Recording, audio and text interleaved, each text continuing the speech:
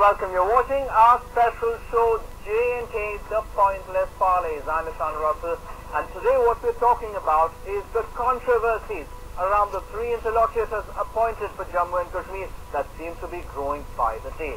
Well, the BJP has compared them with the separatists after DILEEP PADGAONKAR'S remark related to Pakistan.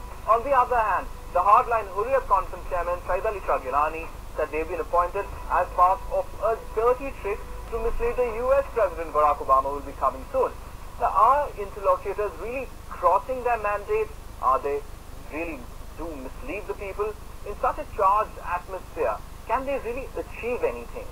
We have very, very significant questions that face the country tonight, and to answer these, we have with us in the studio the chairman, chairman of the J&K National Panthers Party, Dr. BHIM Singh. From Srinagar, we've been joined by Mr. RATNAPURI, the Rajya Sabha MP of the ruling National Conference, and from Delhi, we have Mr. MUZZAFFAR. He's a senior vice president of the AWAMI National Conference.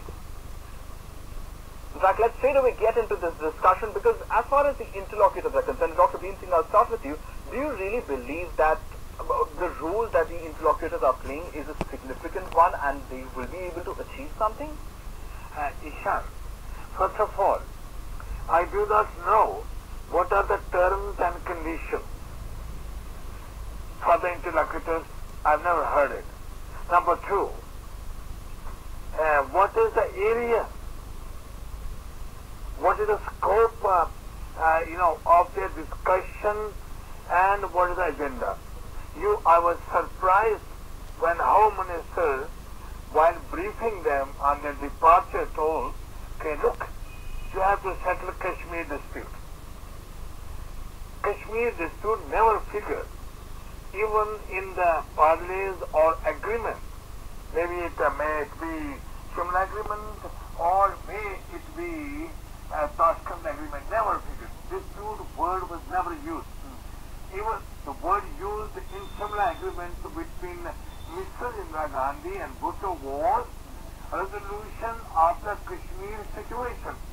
For the first time, Home Minister used word Kashmir dispute, and same word is being repeated by the interlocutors, these three musketeers, as they are called in Kashmir. Right. They have no job.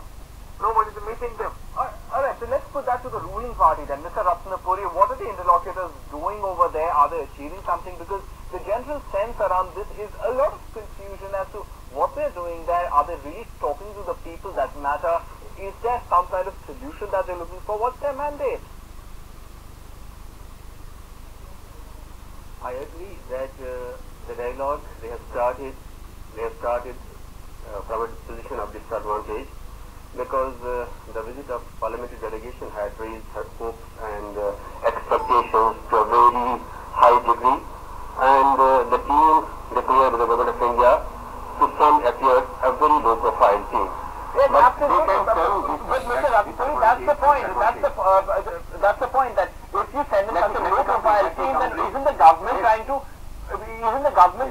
taking back its own momentum? Isn't it wrong for the government to do that? After all, you built it up in a certain manner and then you let it all fall apart. Hear me first, let me complete first. I think they can turn this disadvantage into an advantage, a great opportunity. People here have not very high hopes from these interlocutors, and if they are able to deliver even a little, that will be a great beginning, and that can bridge the trust deficit between Delhi and Srinagar, and that could be a very good beginning for a sustained dialogue. And I hope if they are true, if they mean what they say, if they have been given the mandate by the UPA chairperson and Prime Minister of India, they can surprise the skeptics like Professor BHIM Singh and others. Alright, Mr. Shah, Mr. MUZZAFFAR Shah, I want to get you in on this one, because the fact remains that it's not very clear that the rules they have, the interlocutors, and the National Conference seems to be suggesting that they might be underdogs and that could work to their advantage. Do you think, in a charged atmosphere, and given what Kashmir has gone through over the recent months, do you think that sending an underdog, somebody who's not really, even the people of Kashmir are trying to figure out who they are, is the best way forward?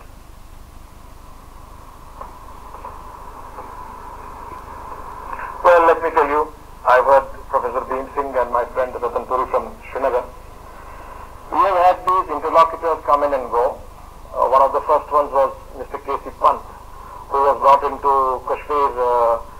The first man to meet was the ANC chief, my late father, Mr. G.M. Shah, and then the former Chief Minister Said Mir Qasim.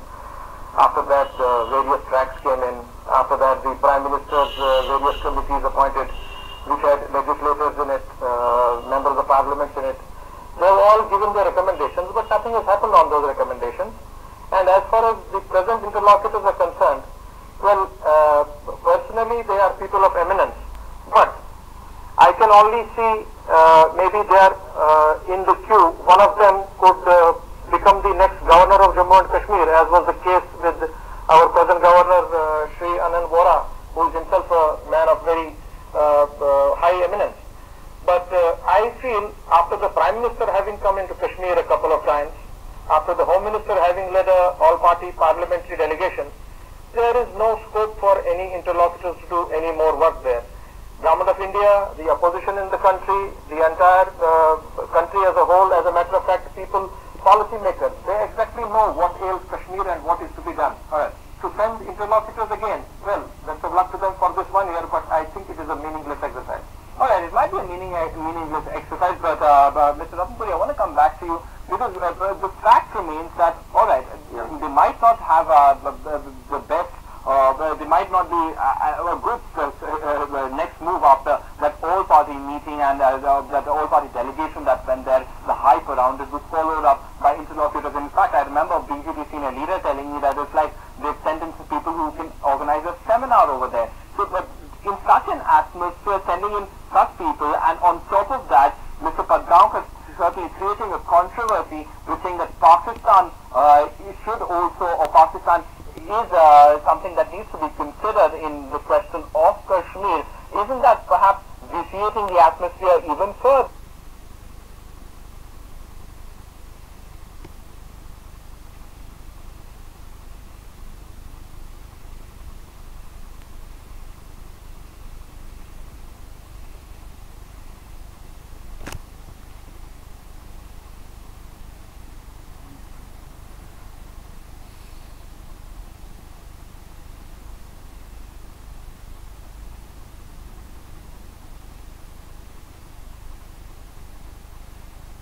बंद हो गया।